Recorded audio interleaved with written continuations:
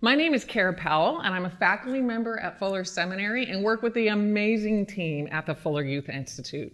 And a number of years ago, we at the Fuller Youth Institute, or FYI, we were really burdened by what we were hearing was happening to youth group graduates from great churches like yours and from great families like those you work with. The best data indicates that somewhere between 40 and 50%, almost half, of youth group graduates drift from God and the church after they graduate from high school. As a mom and a leader and a follower of Jesus, I'm not satisfied with that, and I'm confident you aren't either.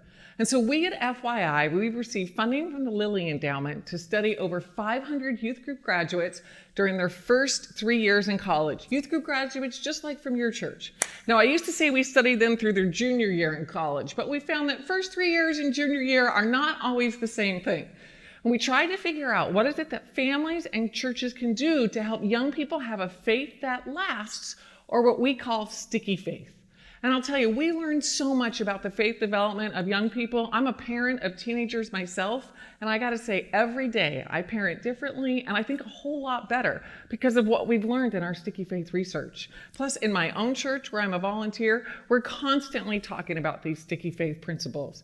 But one of the things I wanna highlight for you today is that we studied over 13 different youth group participation variables.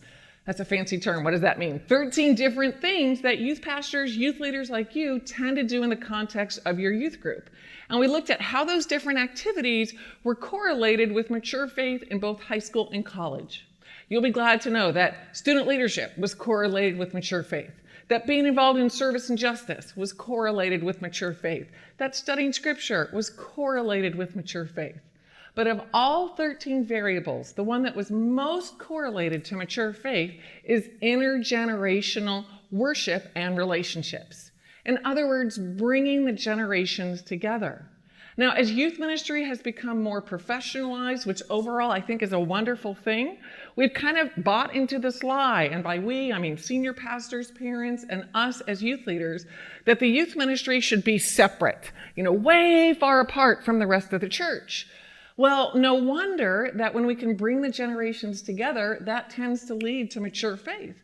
Because what a lot of youth group graduates experience is that when they graduate from youth group, they feel like they graduate from church. When they no longer have relationship with you as their youth pastor, they don't feel connected to anybody else at the church.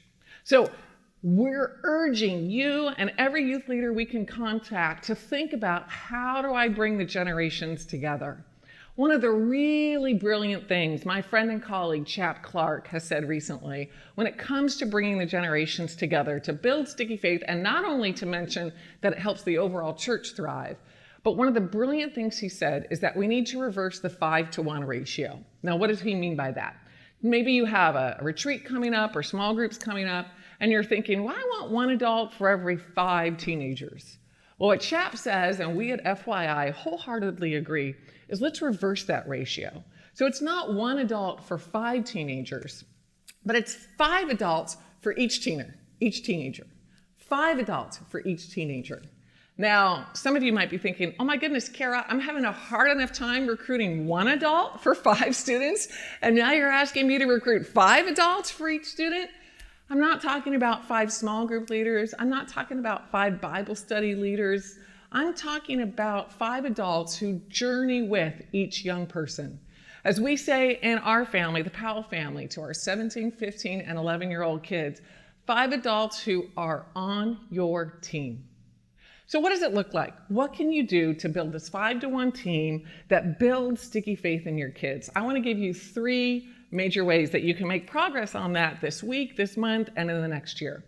First, I would love for you to think about, how can we bring the generations together in our worship services? Now, some churches have gone really radical with that, and they've canceled youth group, canceled middle school on Sunday mornings. We're not necessarily advocating for that. Maybe that fits your context, but maybe what's better is you just think about, how can we take baby steps to bring the generations together in our worship services? Some churches, my own church, we have intergenerational worship about every 2 months. That's the rhythm we're using now, and hopefully we're hoping to increase that to be about once a month in the near future.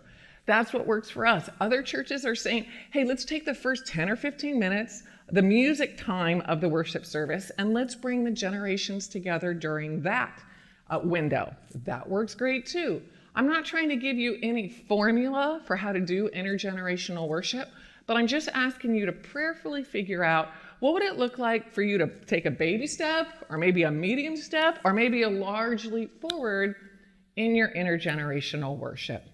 Now, in the midst of me saying that, the ideal is not just that we invite teenagers to come and be part of our mostly adult worship services as they already are. The ideal is that teenagers are part of crafting the worship service, doing the worship service from the front, etc. Just a few months ago, our 15-year-old daughter was invited by our senior pastor to be part of a team planning an intergenerational worship service.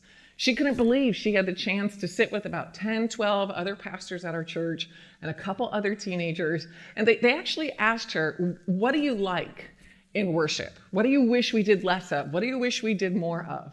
And she got to share her opinions. That was a game changer for her. She now feels part of our intergenerational worship and our church overall in new ways. So that'd be the first thing I would say is, if you want to make progress in 5 to 1, if you want to build sticky faith, how can you experience more intergenerational worship? But what's a second idea? A second idea is, how can you develop mentoring relationships between young people and adults? I mean, intergenerational worship, that's important, but a lot of times we're still sitting shoulder to shoulder. In mentoring, the second idea, we move from shoulder to shoulder to eye, to knee to knee, and we're really sharing life. And I'll tell you, a lot of times we as youth leaders, we become the matchmaker, figuring out what are the interests and passions of our young people, and how can we connect that with what we know are interests and passions of the adults in our church. I remember meeting one youth pastor who, he told me this amazing story I'll never forget. He said that he knew that he had 4 or 5 middle schoolers who were into swimming. They were on the swim team at their school. And knew there was a senior adult at his church who had a history of swimming, and in fact, swam in the Olympics, represented the United States in the Olympics decades ago. And so this wise youth pastor thought, you know what, some Sunday after lunch, I'm going to invite this senior adult and these 4 middle schoolers out to lunch, and I just want them to get to know each other. He was working based on their interests. So the senior adult came, and it was wonderful. He brought like pictures of himself in the Olympics, no medals to show, but lots of pictures and news clippings. And the middle schoolers, they were just captivated by hearing from this older gentleman. Well, the youth pastor thought, all right, you know, that was great. They met each other, they know each other's names, but he actually underestimated the relational bond that was formed. The senior adult started showing up at the swim practices of these middle schoolers. And what I haven't told you about this senior adult is he's actually a widower. And now these 4 middle schoolers have done something different on Sunday mornings when they see this older gentleman, when they see him in the worship services, because this widower, this older man, he used to sit on about the 4th row in the worship service, the worship center by himself. But he doesn't sit alone anymore. Now these 4 middle schoolers every Sunday make their way forward, and they are sitting with this wonderful man. All because a youth leader like you said, hey, swimming, let's bring the two together. So often you are the matchmaker role when it comes to the second idea of mentoring. But now I want to move to the third and final idea we're going to talk about, and that is how you mobilize parents to form 5 to 1. Because let's be honest, I just talked about number 2, how you could be a matchmaker, but you probably have a lot of students in your youth ministry. How are you supposed to do all that matchmaking? The ideal is that you give parents the vision for why intergenerational relationships are important and give them some ideas on how they can make that progress themselves. The idea is not that you're trying to match every single kid with 5 adults. The ideal is that parents are doing it. And only when a parent can't or won't, that's when you step in and try to do that matchmaking. That's what Dave and I, we've done for our own kids. And I'll tell you, it just means so much to us to see them have this team of adults who are journeying with them. When our oldest, Nathan, became a teenager, and we did the same thing for our middle, and we'll do the same thing for our third when she becomes a teenager. But when our oldest, Nathan, became a teenager, we said to him, hey, Nathan, we really want to cement for you this team of 5 adults who are journeying with you. How about if the summer before you turn 13, you spend a few hours with 5 different adult men? He said, great, and he named the 5 men he wanted to spend time with, and it was the 5 men we thought he would want to spend time with. And so these 5 men, they did a variety of great things with Nathan. They took him golfing, they took him on a hike, they took him to play Frisbee golf. And during the course of those months, Nathan felt so much closer to these men.